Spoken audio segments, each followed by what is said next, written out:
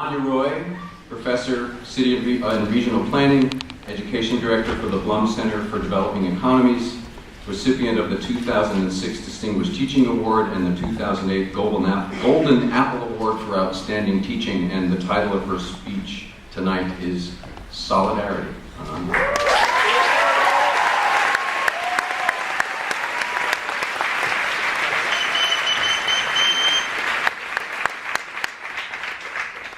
Good evening, everyone. I speak today as a faculty member and as a proud Cal alumna. Let me outline what the crisis that Kevin has described looks like as it hits the ground at UC campuses. I wish to draw your attention to three issues: the threat to the public character of the university, the emergence of a differentiated education, and a crisis of accountability. Let me start with the obvious. Access is a vital element of the public mission of our university. With rising fees, there is the question as to whether students from economically disadvantaged families will have access to the world-class education they deserve, whether the blue and gold plan that supports these students will hold. But there is also a suffocating middle-class crunch. Middle-class incomes are in their steepest decline in 40 years, and yet these families are just beyond the threshold of financial aid. It is on their backs that the UC Regents will be raising fees. The term middle class is a misnomer in California, for such families are barely holding on in an economy ravaged by lost jobs and disappearing social safety nets.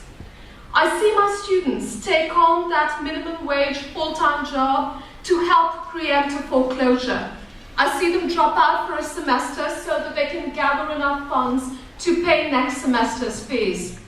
As a teacher, I bear witness to the rituals of working poverty that California's college students must endure, and it angers me.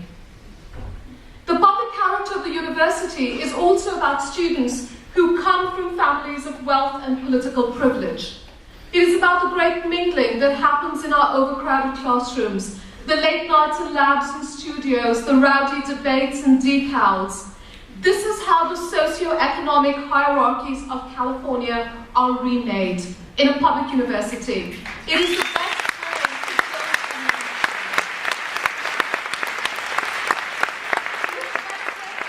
to know how to build a nation.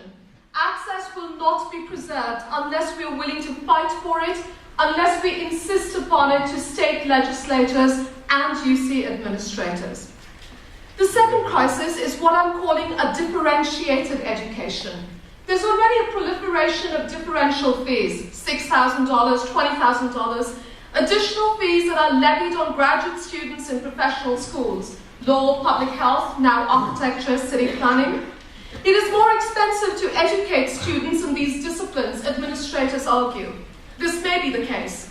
With the budget crisis, UCOP has now put forward a proposal to allow the charging of differential fees to undergraduates in certain majors such as business and engineering.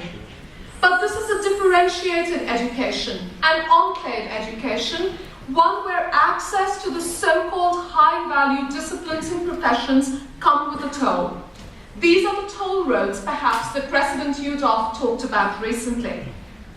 It is Sacramento that has chosen toll roads rather than freeways for us. It is Sacramento that has announced the closing of an era of higher education as a public good. Now, I'm an urban planner. I reject the inevitability of toll roads. And I know that the era of freeways is not over. The freeways are being built and financed, just not for us. But here on this campus, in the panic of this crisis, we are also busy exacting tolls. I reject the inevitability of a tolled education.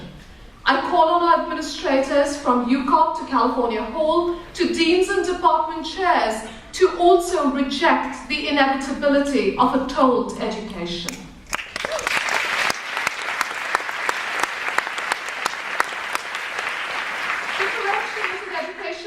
About the emergence of new instructional models that differentiate. Take, for example, something that came up in the recent ASUC Senate meeting, the idea of a new UC cyber campus with online learning as its main instructional model. UC 11 has been presented as a democratization of education, an innovation of racial justice that can accommodate large numbers of minority students and ensure the California dream of education for all. You know what I call this model? A subprime education. Remember the subprime